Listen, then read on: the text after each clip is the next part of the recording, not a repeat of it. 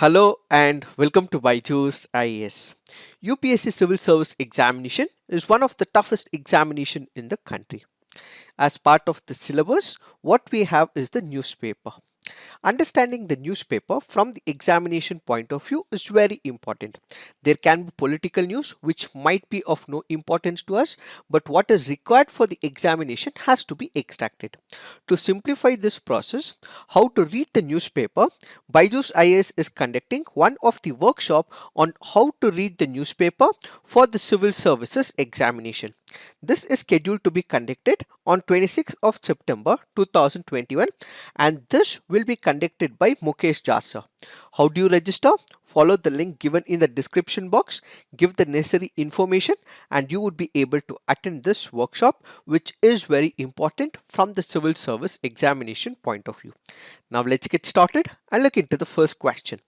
Consider the following statement. This river rises near Sihava in Raipur district of Chhattisgarh. It is one of the most active silt depositing streams in the Indian subcontinent. Hirakud Dam is built across this river. The above statements best describe Bedti, Shubranareka, Mahanadi, Shetranji. The answer to this is Mahanadi. Why have we taken this practice question? Because this article here makes a mention of Mahanadi River. When it comes to Mahanadi River, it extends over the state of Chhattisgarh and Odisha. This can be very important from the preliminary examination point of view.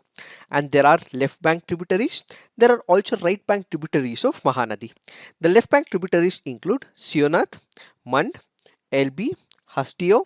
Right bank tributaries include Ong, Pari, Jong as well as Telen. When we consider the tributaries, we have the longest tributary of Mahanadi which happens to be Sionath. So kindly remember the longest tributary of Mahanadi happens to be Sionath.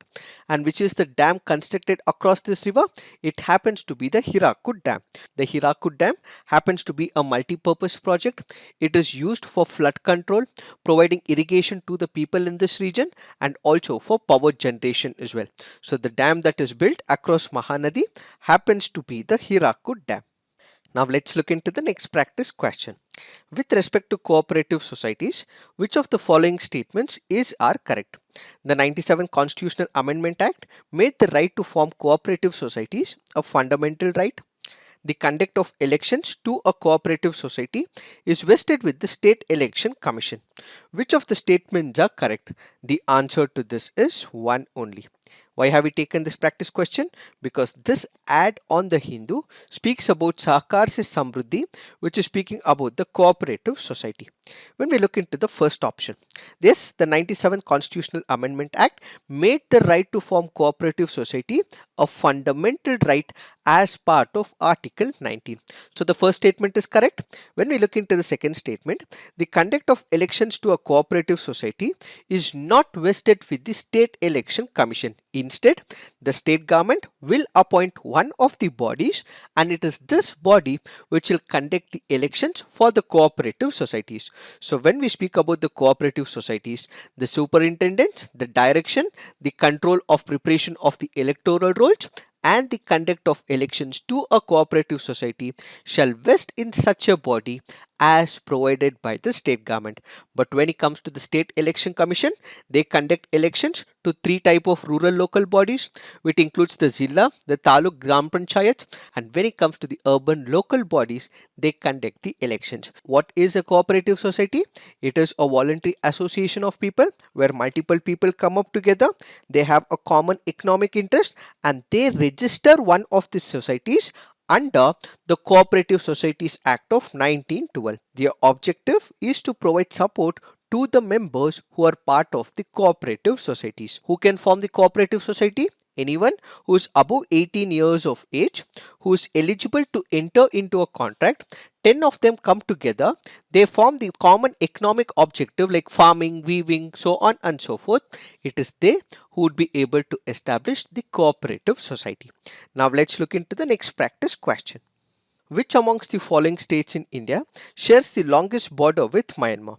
Arunachal Pradesh, Nagaland, Mizoram, Manipur. The answer to this is Arunachal Pradesh. Why have we taken this practice question? Because this article here says Mizoram fears fresh influx from Myanmar. Which are the states which have borders with Myanmar? We have the state of Arunachal Pradesh, Nagaland, Manipur and Mizoram. When it comes to India bordering with Myanmar, the total length of the India-Myanmar border happens to be about 1643 kilometer. There are four states which border it. Arunachal Pradesh has a border of about 520 kilometer, and we have Mizoram which has a border of about 510 kilometer. Nagaland which shares a border of about 215 kilometer, and as part of the assignment you have to put on the comment section what is the boundary sharing between Manipur as well as Myanmar.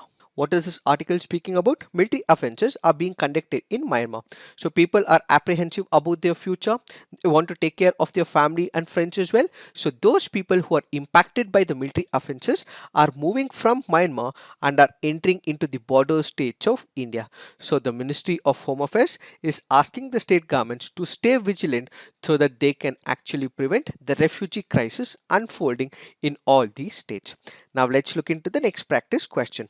Which of the following statements about foot and mouth disease are correct? Humans are not infected by foot and mouth disease virus. National Animal Disease Control Program for FMD and brucellosis is a central sector scheme where 100% of the funds shall be provided by the central government to the states and the union territories. Which of the statements are correct? The answer to this is 2 only. Why have we taken this practice question? Because this article here makes a mention of foot and mouth disease. What is this disease? This happens to be an infectious viral disease. Who does it impact? It impacts the cloven hoofed animals. What happens when the viral infection occurs? When this occurs, the animal will face the fever for about 1 to 2 weeks. It will also have blisters in the mouth as well. Since this is a contagious disease, it can spread from one animal to another.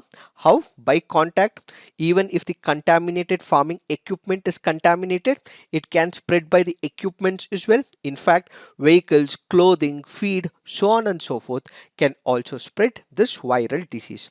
What are the containment strategies? Vaccinating the animals, strict monitoring of these animals, trade restrictions will have to be imposed, quarantines will have to be initiated. If all of this does not work, the animals may have to be killed as well. Humans can also be infected, but this will occur in the rarest of the rare conditions. So what is happening here? Humans are not infected by foot and mouth virus disease. This is a wrong statement. They can be infected, but such a scenario is rare, which is why it is only 2, which is the right answer. Now let's look into the next practice question. With reference to Congress Socialist Party, consider the following statements. It advocated the boycott of British goods and evasion of taxes. It wanted to establish dictatorship of proletariat. It advocated separate electorate for minorities and oppressed classes. Which of the statements given above is or correct? The answer to this is none. This happens to be a previous year question from the year 2015. What is this Congress Socialist Party? This happens to be an entity or an aspect of the Indian National Congress. Why did they develop this particular party? That is because they were not happy with the way the pacifism policy of Mahatma Gandhi was working. They were also not happy with the sectarian attitude of the Communist Party of India. So what they wanted to advocate was a decentralized socialism within the part of Indian National Congress. That is what is called as the Congress Socialist Party, where they wanted to ensure that there is decentralized socialism in which cooperatives, trade unions, independent farmers and local authorities would have substantial share when it comes to the economic power. So the Congress Socialist Party was a socialist group within the Indian National Congress, founded back in the year 1934 by Jaiprakash Narayan as well as Acharya Narendra Dev. Now let's look into the fact of the day. The fact of the day for today's discussion is Medical Device Park Scheme. This is an initiative undertaken by the Government of India where they want to promote medical device park with a financial outlay of 400 crore. This will start from 2021 and this will continue till the financial year 2024 and 25. What is the aim or the objective of this particular scheme? This will provide access to testing and infrastructure facilities.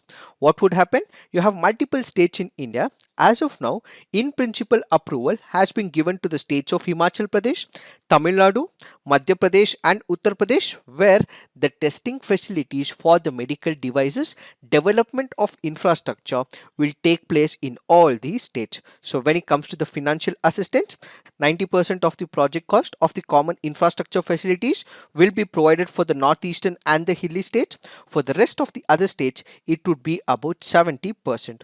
However, a maximum assistance under this particular scheme for a park would be about 100 crores. So what is the significance of this particular project? This will bring down the cost of the production of the medical devices. It will ensure that there is more domestic consumption, and what we can rely in the near future is the very same principle of reliable India, which is the Atmanirbhar Bharat. So what we will have is indigenous production of number of medical devices. So the cost of importing these devices will fall down, and ultimately what we will have is more number of Indian development of the medical devices. It is this that we have to understand in reference to this particular scheme. This is it for today. Thank you for watching. All the best.